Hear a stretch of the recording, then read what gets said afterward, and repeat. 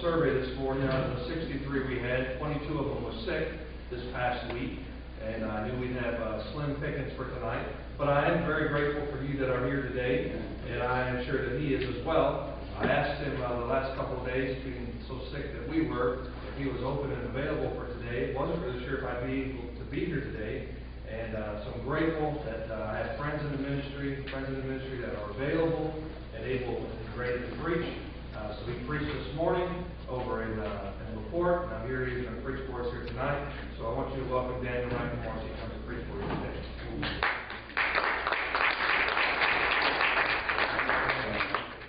Okay, I don't know how to tell time anyway.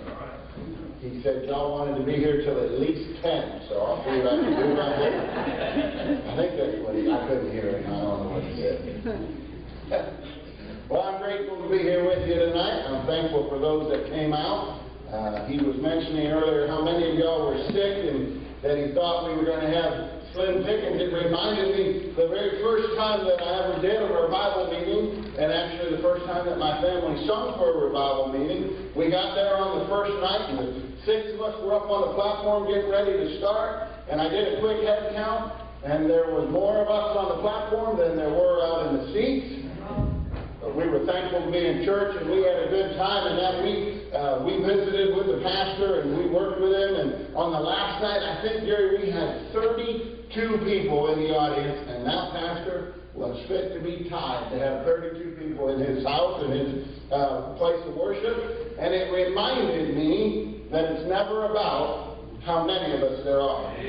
It's more about what the Lord can do for us while we're together and what the spirit of the people are that come together. And so every time that I've come into a service since then, whether I'm preaching, whether I'm just there to sing, whether I'm just in attendance, I'm just there to be thankful that the Lord's given me another opportunity to come into His house one more time, that we can get together and just worship Him. Now, if you come here tonight looking to spectate, you've come to the wrong place. This is not a spectator sport. We have come together in church that we collectively might worship Him. Everyone worships in a different way, and I know that. But if you come here just to absorb and just to spectate, can I tell you that's not what the Lord wants from you. He is looking for you to worship Him in your way. You know, recently I've had the privilege of, I was in revival meeting all last week. The week right before that, y'all had meeting. I got to come by one night. And I was thinking about our current Christian culture. We have meetings a couple times a year, it seems like, you know. Y'all have a couple, Brother Clement has a couple, my home church, and then of course I'm on the road all the time in meetings. It just seems to me that we've grown accustomed to, if we're not in meeting, we don't have no spirit. That the spirit is somehow contained inside of the meeting. And boy, you put on a meeting, it don't matter if it's 2 days or 10 days, the people will hoop and holler and shout and run around. But if we just have normal church, oh well, it's a good church day, we'll go check it off the list.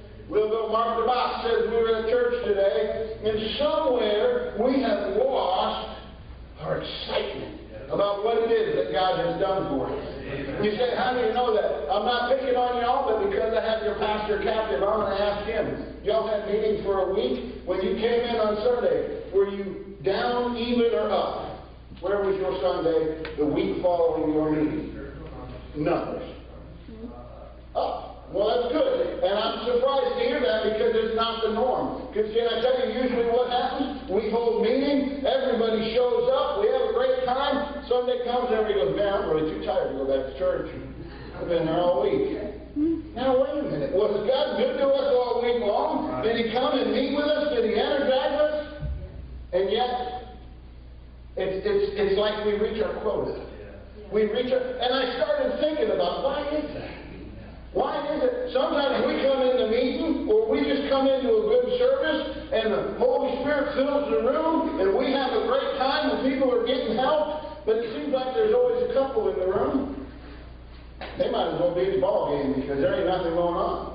And they go home the exact same way that they showed up. And I started thinking on that. Here, a preacher, regardless who the preacher is, if it's your pastor, if it's a special evangelist, if it's one of your lay people, someone gets up and shares the Word of God, brings the remedy that we all need, and we choose to take the problem home instead of the remedy. They come in and they bring the solution, and we choose to take the problem home instead of the solution. They come in and they're pouring themselves out, allowing the Spirit to use them, and we're just there.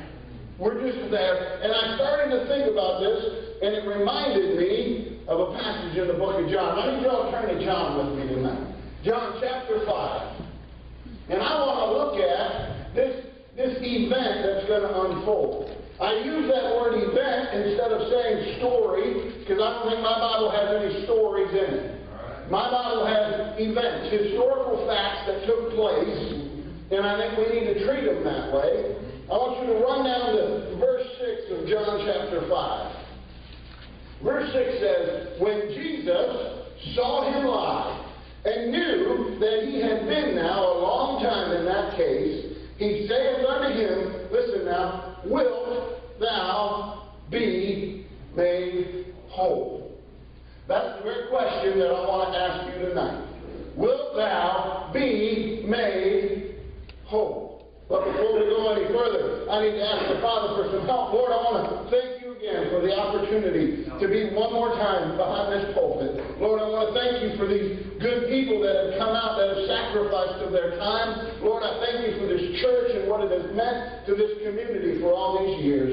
Lord, I thank you for their pastor, that even under the weather, even not well, that he is here, that he too might be fed from your table. Lord, I am begging that just one more time you would come and you would meet with us. Lord, we've been in meeting, we've been in church, we've had so much going on in the last month, and it was wonderful and it was good, but Lord, that was yesterday. And Lord, we've come today needing fresh oil, needing fresh food to be fed from your table. And Lord, I'm asking you to do what only you can do. Lord, move me out of the way, and I'll give you all the praise and all the honor for it. I will praise you for what you're going to do. In your precious name, amen. Wilt thou be made whole? Now, I have a pattern, if you will, when I preach. I think it's important that I give you the context of where we're at. Because if I don't give you context, I can open this book, pick just about any verse I want, make it say anything I want to say. But if I'll back up and give you a little bit of context, to give you the background of where we're at, then if you don't like what it says, you've got to go take it up with the one who wrote the book. Then it's not my opinion anymore. So we're going to back up a little bit to verse 2 of this same chapter. It said, now there is at Jerusalem by the sheep market a pool, which is called in the Hebrew tongue Bethesda, having 5 porches. So if I could set the scene, we are here in Jerusalem. We are in a portion of Jerusalem known as the sheep market.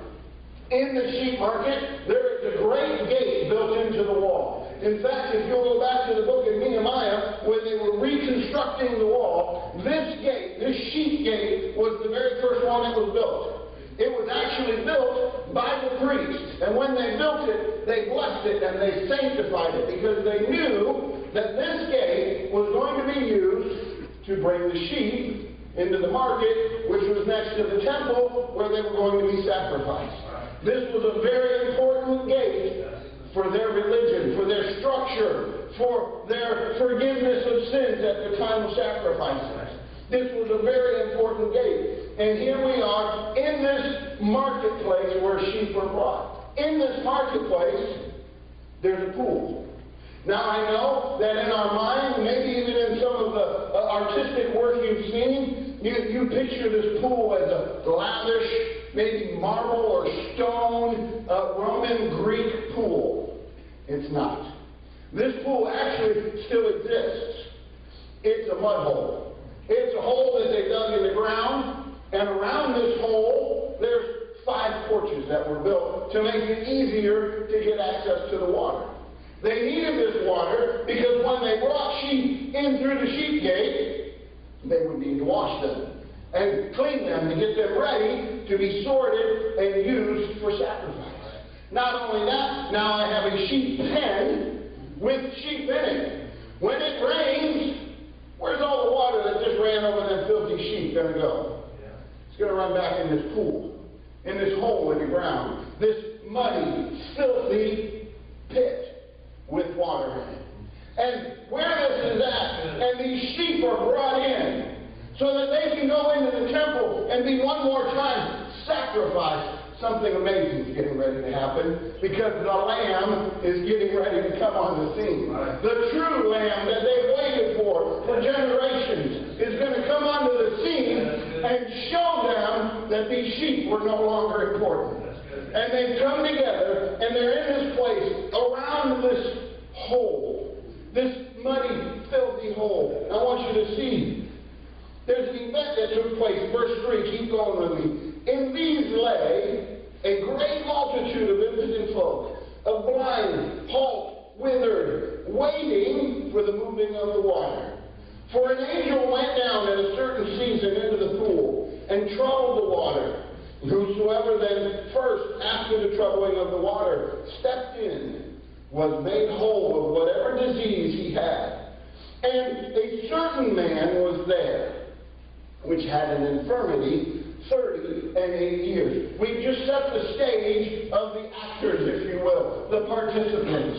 We know that we're in this market setting, if you will, a very bustling, busy part of Jerusalem. People are coming and going. They're tending the flocks. They're buying the sheep. They're moving in and out. In addition to that, there's a large crowd that has gathered around this pool. They've come to spectate. They've come to watch and to see what all goes on. But even smaller than that, there's a group of folks here that are hurting.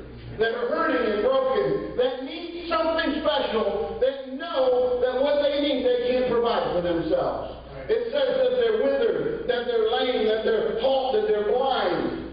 These people are broken in a way that they cannot fix on their own. And they've gathered at this pool. But then it goes on to tell me there's another. There's a certain man. I love when the Bible uses this word because it tells me again, this is not a story. This is not a parable. There was a certain specific man that came to this place at this time that had a very specific need that God was going to meet for him, which had an infirmity 38 years. When I read the Bible, whether it be because I'm preaching, because I'm studying, or because I'm just reading, I read the Bible the way I assume most people watch a movie. If you watch a movie the way I do, buddy, I want the lights off, I want the sound cranked up, nobody's allowed to talk, we are not here to have a conversation, we're going to watch the story. I want to be part of it. When I read the Bible, that's the way I want to read it. I want to be right in the middle of it. I want to picture it as though I were standing there and seeing it. So you're in this market, at this pool. They're gathered around this filthy water, looking for help. And the Bible tells me that at least on one occasion, an angel showed up. Troubled the water in some way. I don't know if he touched it, if he got in it, if he put something in it, but he did something to the water. And the very next person that got in the water got healed. That's a big deal. That's a huge deal. And we know that it had to happen at least, I would say, 2 times. Because if it only happened once, people would say, oh, that was a miracle, it was a passing event. When it happened the second time, somebody went, oh, wait a minute. This might be a regular thing. I'm going to come down here every day, I'm going to hang out. Just in case it happens again, I'm going to be the one to get in the water. I'm going to be the one that gets the healing that's needed. And on this particular day, I want you to see verse 6. I want you to see Christ's evaluation of what's getting ready to happen. When Jesus saw him. Those 6 letters, those 2 words are probably my favorite 2 words in all of Scripture. Because when the Bible tells me that Jesus saw someone, he doesn't see him the way I do. It's not like I walked in the door and I saw Jerry sitting down here on the front row. When I see him, he's just a person. And I filter him through my perception of the world. So we would come into a room, someone would be there, we'd say, hey, how you doing today? 9 times out of 10, we don't even listen to the answer. It's just polite to say, how you doing? That's what we've been taught. We don't really care what the answer was. You say, that's harsh, but it's true. That's how most of us are. When this says Jesus saw him, he didn't see him like we do. Jesus looked into him, saw his need, saw his desires, saw his heart, saw what was missing, saw the brokenness, and saw how he could fix it. That's the way Jesus looked. But it didn't just say that he saw him. It said when he saw him lie and knew, didn't say he asked him. Didn't say that he went and said, hey, what's that guy's name? Hey, what's wrong with that guy there? Somebody tell me about him. When Jesus saw him, he knew that he had been now a long time in that cave. And he saith unto him, Wilt thou be made whole?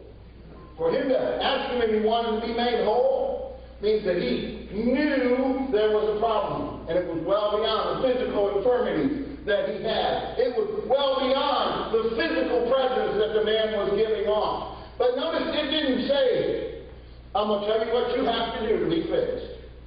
Well, you need to get yourself cleaned up. You need to get an education. You need to buy a better suit. Right. He said, do you want to be fixed? Right. Do you want to be healed? But I want you to watch as the man answers him. He doesn't answer the question that he was asked. We're going to get there, but this is a pivot in the story. This is an important moment because all the focus just went to this one man and this one man problem. He didn't ask him, can you help yourself? He didn't ask him, what have you done to help yourself? He asked him if he was willing. He asked him if he was wanting and desiring to be helped. And you said, why is that important? Just because the person knows they have a need? Just because I know that I have a shortcoming, that I have a problem, that I have a sin, that I have a whatever, doesn't mean I'm willing to get help.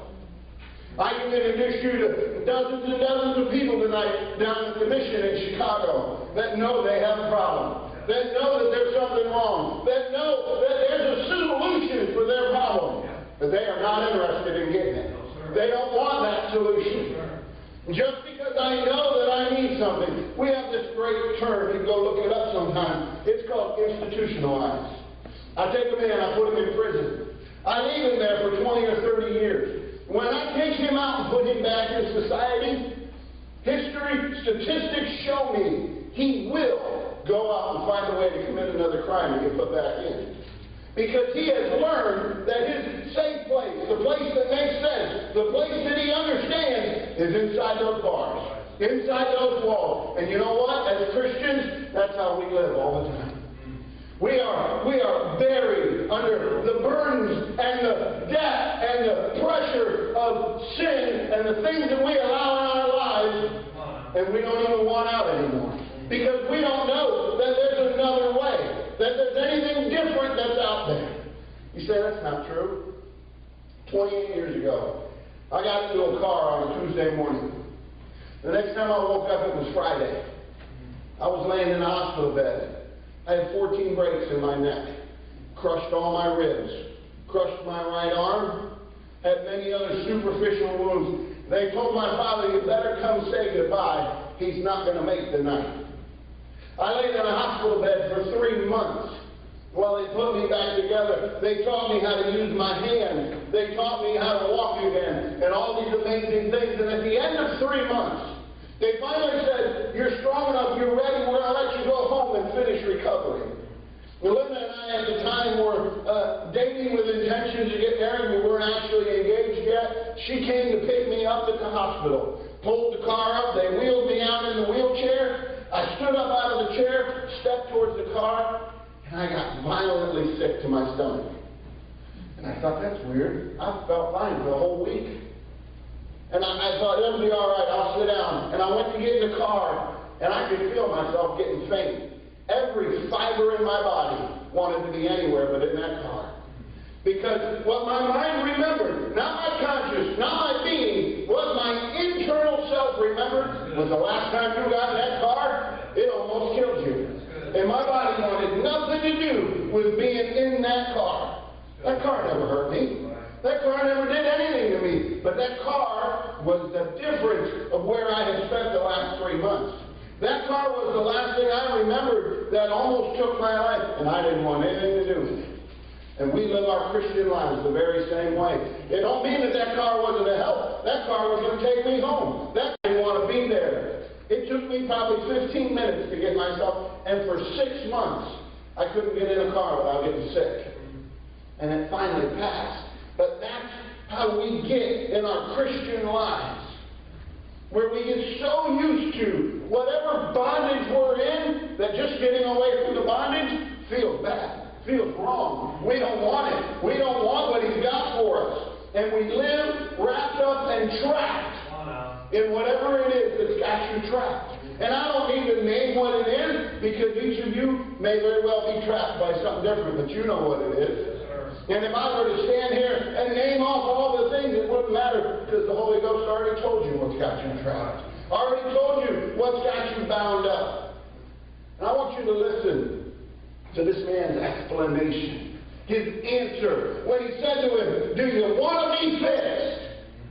The man says in verse 7, the impotent man answered him, "Sir, I have no man when the water is troubled to put me into the pool. But while I am coming, another steps down before me." He made 3 very specific excuses in this verse. Now remember, he didn't ask him to do nothing. He didn't ask him to give nothing. He just asked him if he wanted to be fixed. And this man said, "I have no man. I have nobody that'll help me. I'm all by myself. No one will do anything for me. No one looks out for me." Seems like we live in a society kind of like that. Nobody will give me what I want. Nobody will do for me. Think about this. Jesus was standing there saying, "Let me help you. Let me fix you.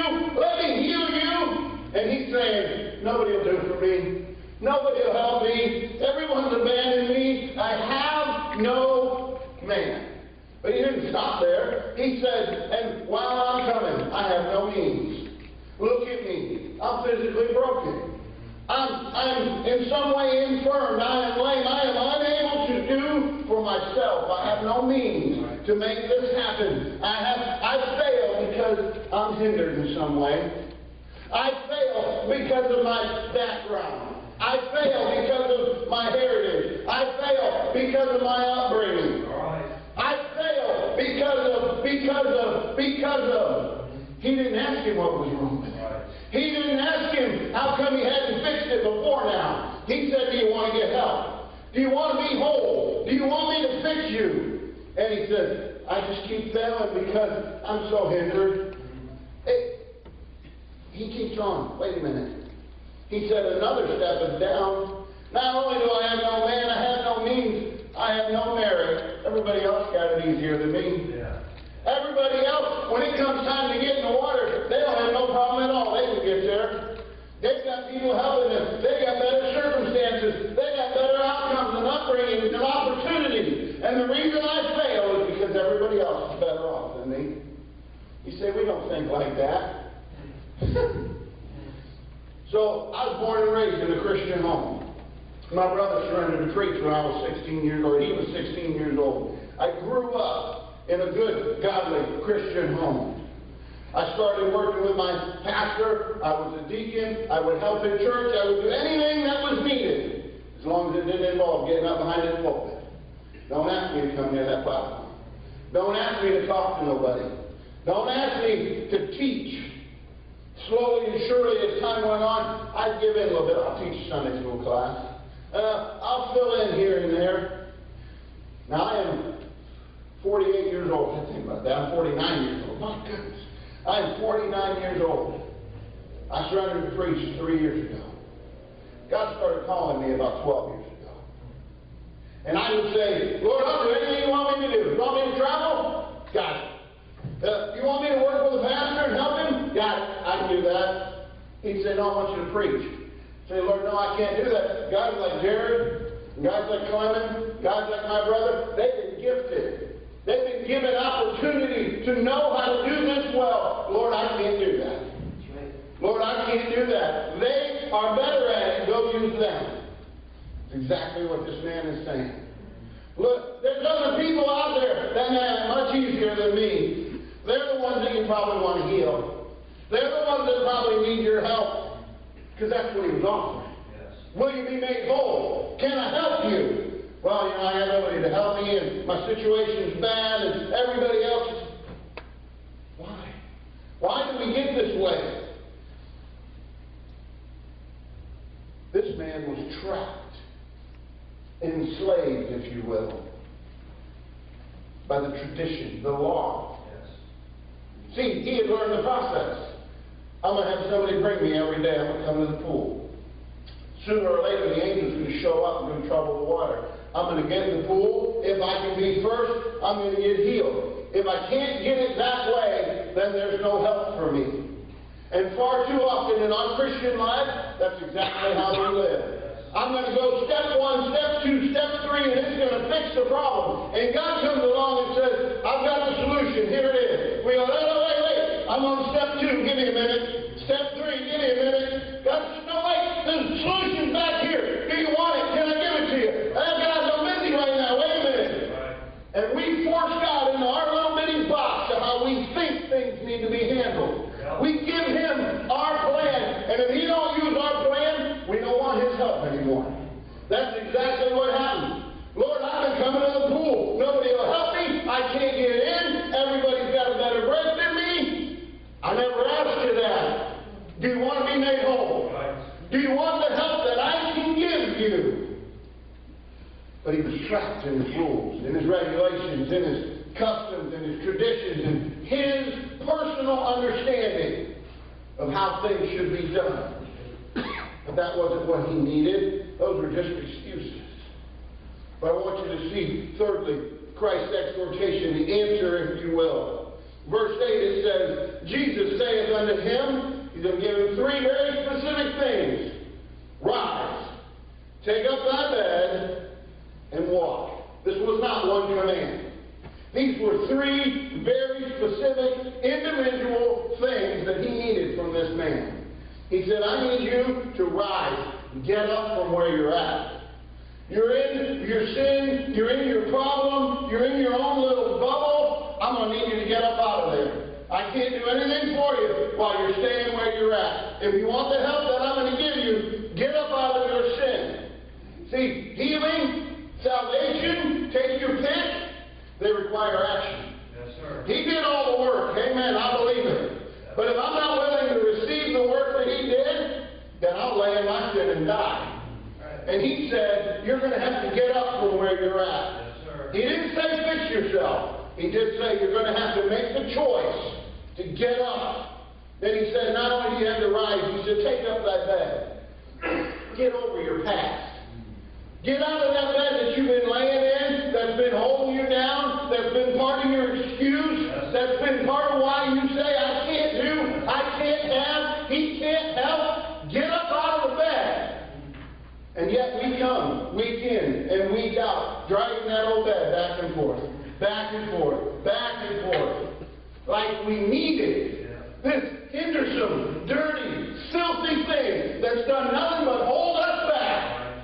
And we keep dragging it around with us week in, week out, week in, week out. Take up thy bed. You know why we do that? Because we allow Satan to convince us that we need it. He comes along and says, how's God ever going to use you? Look at your past. Look at the things you've done in your life. Look at where you come from. And we go, yeah, you're probably right. Let me just go get back into bed. Let me just go lay back down in it and wallow for a while. You know, I was reading in 1 Kings the other day. I've been just on a kick for about a year now, eating 1 Kings up. And I was reading chapter 17, and this isn't part of the message, but you need to hear this. The widow woman that God sent Elijah to take care of him. And he blessed her with meal that wouldn't run out, and oil that wouldn't run out, and gave her all this sustenance for her and her house and the prophet. Poured out blessing upon blessing. And then her son died.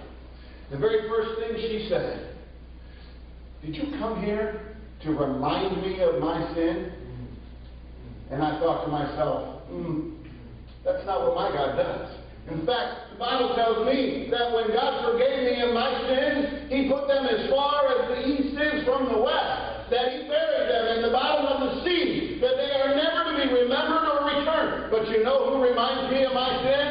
every day, Satan. Every day when he comes around and he says, you're not good enough, you're not nice enough, you're not loving enough, there's nothing about you of any redeeming value. How could God ever use you? We're going to have to learn to get up out of that bed. That's the bed that we used to be in. And Jesus told this man, get up, take up thy bed, and walk. Move forward. Get away from this place where you've been, where you've come every day, looking for your solution, looking for your way out, looking for your plan. It's time to move on now. It's time to get away from here and walk. You don't need this place of healing. You don't need this anymore. But see, all of those things, they require us to choose. See, we can't have both. I don't get to hang on to my sin and get the blessing and get the forgiveness. Right. I don't get the solution and get to take the problem home. I don't get to have God's way and my way. I have to pick one or the other. Choose you this day whom you will serve, because you cannot have both. You say it's not that easy, just making a choice. Let me tell you a quick story. We're going to wrap this up. My father was a third-generation iron worker. Worked from the time he was about 15 years old. When he was 19 going on 20, fairly newly married, my mother was pregnant with my older brother, first child. My father would get done on the U.S. Steel. Friday night, they'd give them their checks. Dad and all the guys on the crew would take their checks. They'd cross over the street right there on 5th Avenue. The bar is still there to this day. They would go inside and cash their check. Most of the men on the job would go home broke that night.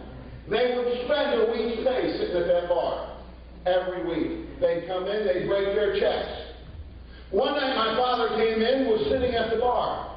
He happened to notice on his way in there was a brand new Cadillac in the parking lot. Curiosity overtook him. He looked at the bartender and said, hey, whose car is that outside?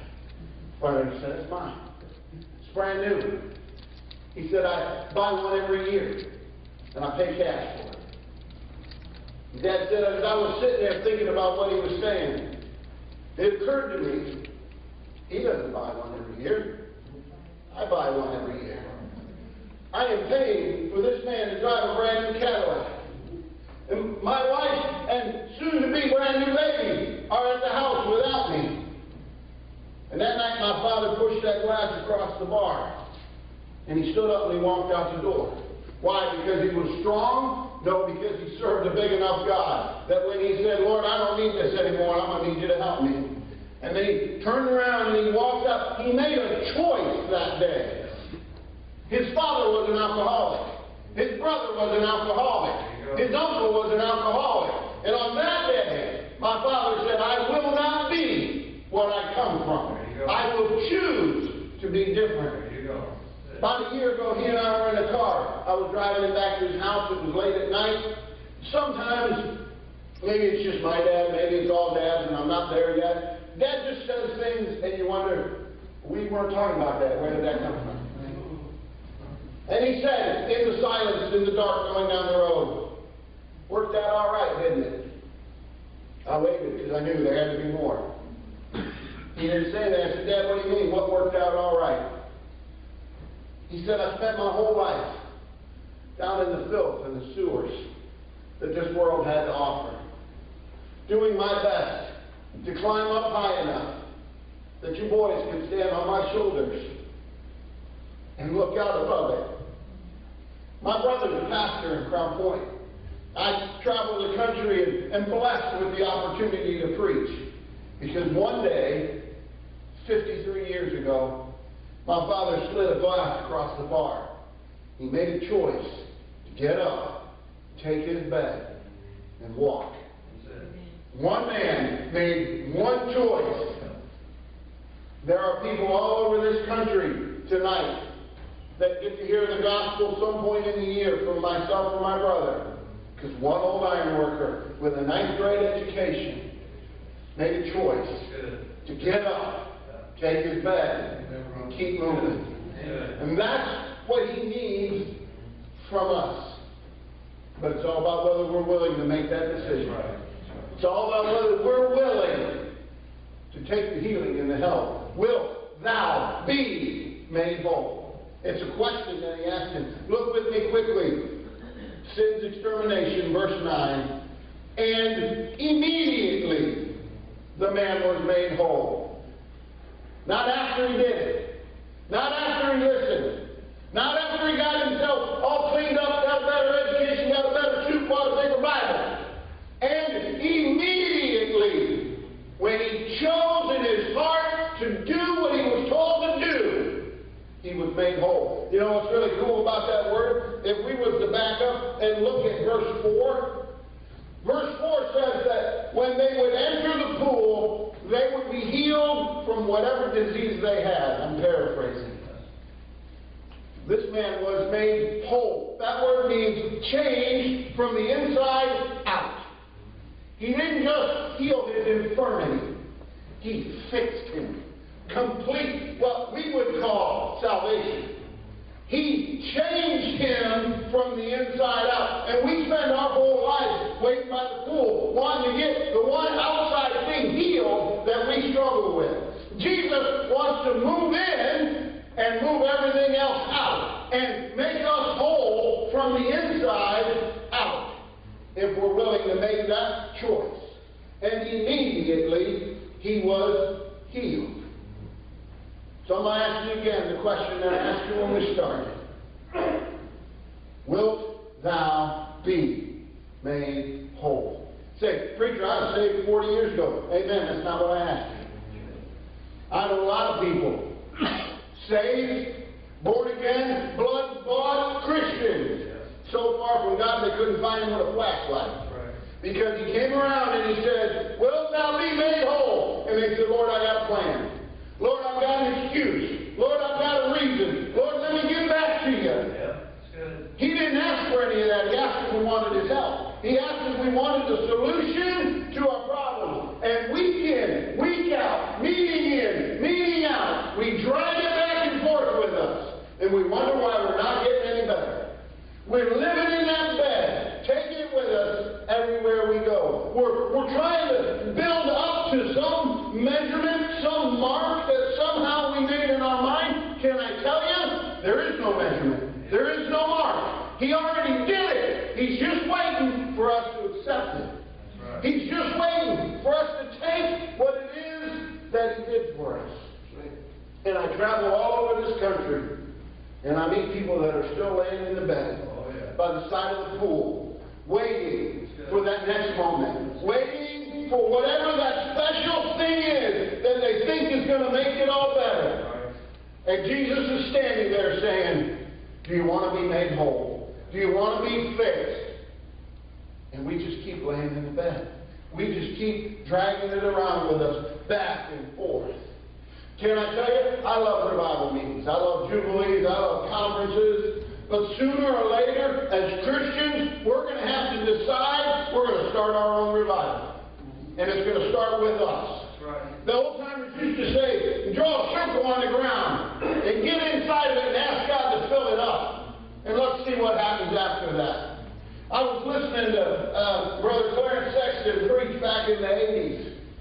And he had some men that would travel with him. They called them exhorters. These men had one job. They'd sit down on the front row, and while he was preaching, they'd just shout him on. Preach, brother! Get him, preacher! Go, preacher! He had a couple other guys, too, though. They'd go in the back. Or they'd find out where the basement was at, and they'd get up under the pulpit. And they would pray, and they had such a unique prayer. I've never heard it like this. They said, God, we want you to fill us with the Holy Spirit. But Brother Sexton's in between us and you, so if you could just pour it through him first, and let's see what happens. We have lost that somewhere along the way.